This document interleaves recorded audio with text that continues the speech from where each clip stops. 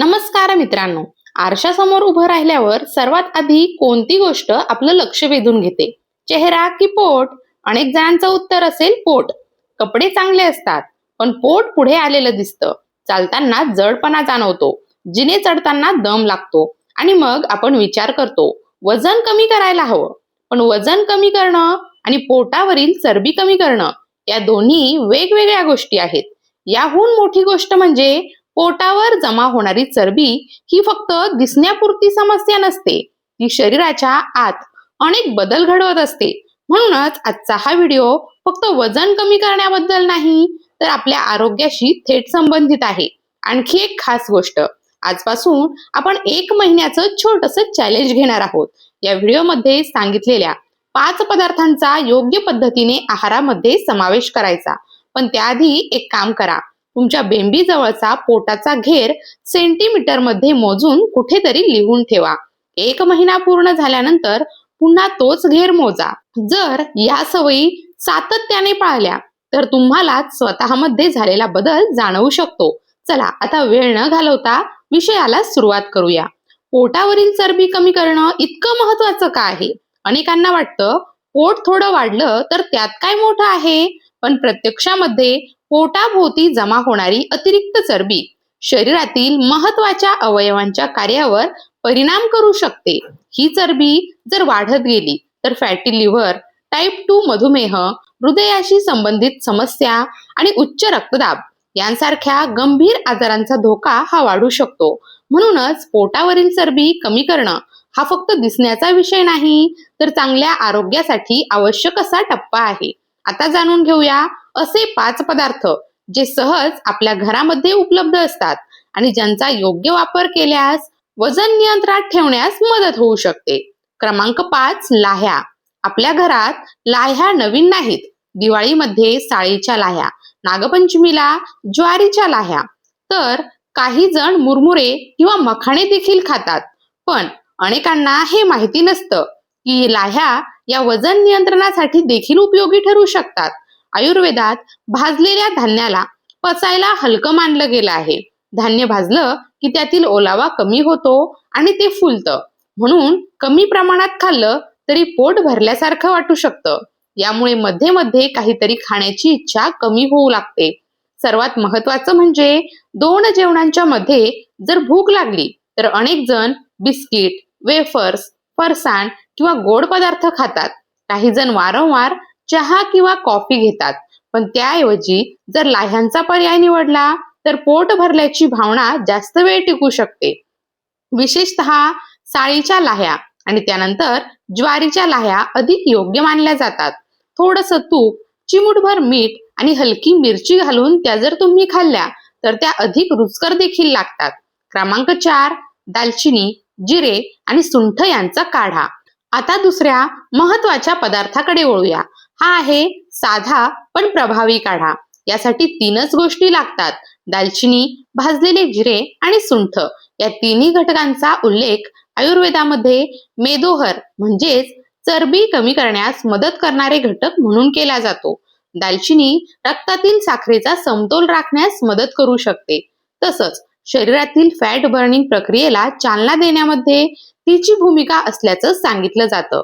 भाजलेलं जिरं पचन सुधारण्यास मदत करतं, तर सुंठ ही शरीरातील जडपणा कमी करण्यासाठी आणि पचनक्रिया सुरळीत ठेवण्यासाठी उपयुक्त मानली जाते. हा काढा तयार करणं देखील अगदी सोपं आहे. 1 कप पाण्यात पाव चमचा दालचिनी पावडर, अर्धा चमचा भाजलेलं जिरं आणि पाव चमचा सुंठ घालून पाणी अर्ध होईपर्यंत उकळायचं. त्यानंतर गाळून सकाळी रिकाम्या पोटी किंवा चहा कॉफी ऐवजी घेता येतो. सतत चहा किंवा कॉफी पिण्याची सवय असेल तर हा एक चांगला पर्याय ठरू शकतो. क्रमांक 3, राजगिरा. आता तिसऱ्या पदार्थाबद्दल बोलूया, तो म्हणजे राजगिरा. बहुतेक लोकांना राजगिरा फक्त उपवासामध्येच आठवतो, पण प्रत्यक्षात तो रोजच्या आहारात देखील वापरता येतो. राजगिरा हा पचायला तुलनेने हलका असून त्यामध्ये प्रथिने, कॅल्शियम, झिंक आणि इतर पोषक घटक असतात. त्यामुळे शरीराला ऊर्जा मिळण्यास मदत होते. तसेच रक्तातील साखरेमध्ये वारंवार होणारे चढउतार नियंत्रणात ठेवण्यासाठी देखील तो उपयुक्त मानला जातो. राजगिरा हा अनेक प्रकारे खाता येतो. त्याचं पीठ करून भाकरी किंवा इतर पदार्थ तयार करता येतात. राजगिऱ्याच्या लाह्या देखील खाता येतात.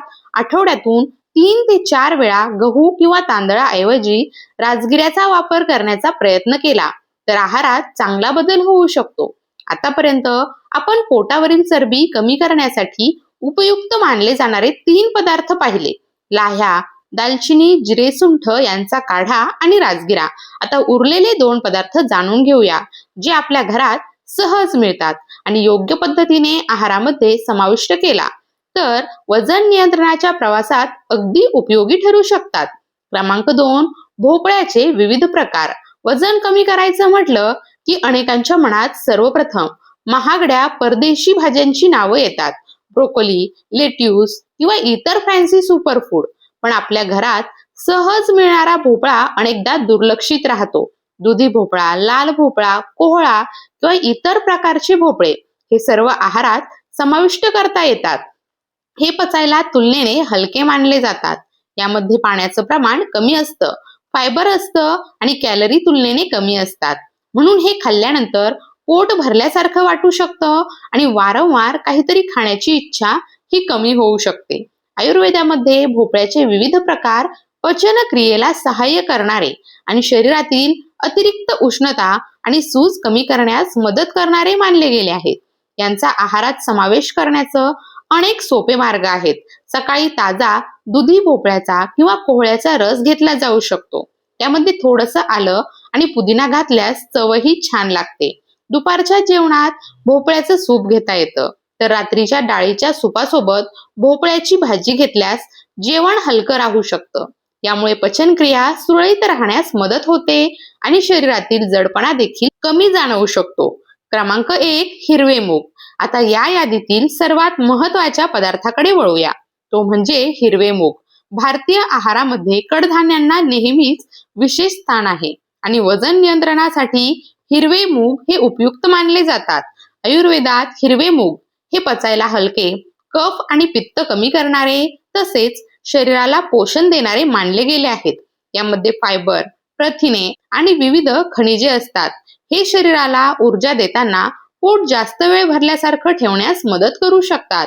हिरवे मूग अनेक प्रकारे खाता येतात: शिजवून, भाजी किंवा उसळ म्हणून, सालासकट डाळ म्हणून किंवा त्याचं पीठ करून धिरडे किंवा डोसे तयार करून. मुगाचं कढण आणि सूपही एक चांगला पर्याय ठरू शकतो. मात्र एक गोष्ट लक्षात ठेवणं गरजेचं आहे: कच्चे किंवा मोड आलेले मूग मोठ्या प्रमाणात, विशेषतः संध्याकाळी खाल्ले तर काही जणांना गॅस किंवा पचनाचा त्रास होऊ शकतो. म्हणून ते शिजवून त्यामध्ये हिंग, जिरं, थोडं तूप आणि मीठ घालून खाल्ल्यास ते अधिक सहज पचू शकतात. आता हे 1 महिन्याचं चॅलेंज कसं पूर्ण करायचं? चला एकदा पुन्हा या 5 गोष्टी लक्षात ठेवूया. सकाळी उठल्यानंतर किंवा चहा कॉफी ऐवजी दालचिनी, जिरं आणि सुंठ यांचा काढा घ्यायचा. 2 मुख्य जेवणांच्या मध्ये जर भूक लागली तर साळीच्या किंवा ज्वारीच्या लाह्या खायच्या. आठवड्यातून काही वेळा गहू किंवा तांदळाऐवजी राजगिऱ्याचा वापर करायचा. भाज्यांमध्ये भोपळ्याच्या विविध प्रकारांना प्राधान्य द्या आणि नियमित आहारामध्ये हिरव्या मुगाचा समावेश करा. या सवयी सातत्याने पाळण्याचा प्रयत्न करा. पण एक गोष्ट नेहमी लक्षात ठेवा: वजन कमी करणं म्हणजे स्वतःला उपाशी ठेवणं नाही. अचानक खूप कमी खाणं, अतिशय कठोर डाएट करणं किंवा झटपट वजन कमी करण्याच्या मागे धावणं अनेकदा शरीरासाठी योग्य ठरत नाही आणि अशा पद्धतीने वजन कमी झालं तरी ते टिकेलच असं नाही. काही वेळा अशक्तपणा, केस गळणं किंवा त्वचेवर परिणाम होण्यासारख्या समस्या देखील जाणवू शकतात. म्हणून संयम आणि सातत्य या 2 गोष्टी सर्वात महत्वाच्या आहे. आरोग्यदायी सवयी हळूहळू अंगीकारल्या तर त्याचा फायदा दीर्घकाळ टिकू शकतो. मंडळी, पोटावरील चरबी एका दिवसात वाढत नाही, म्हणून ती एका दिवसात कमी देखील होत नाही.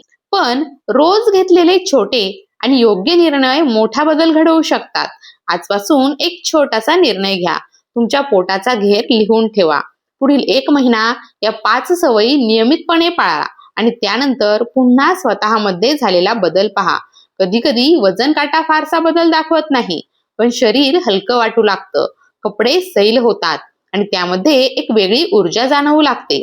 आरोग्याकडे पाहण्याचा दृष्टिकोन बदलला तर वजन कमी करणं ही शिक्षा वाटत नाही, ती एक चांगली जीवनशैली बनते.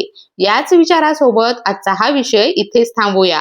पुढच्या व्हिडिओमध्ये पुन्हा एका नवीन आणि उपयुक्त माहितीसह भेटूया. तोपर्यंत स्वतःची आणि आपल्या मित्रपरिवाराची काळजी घ्या. धन्यवाद.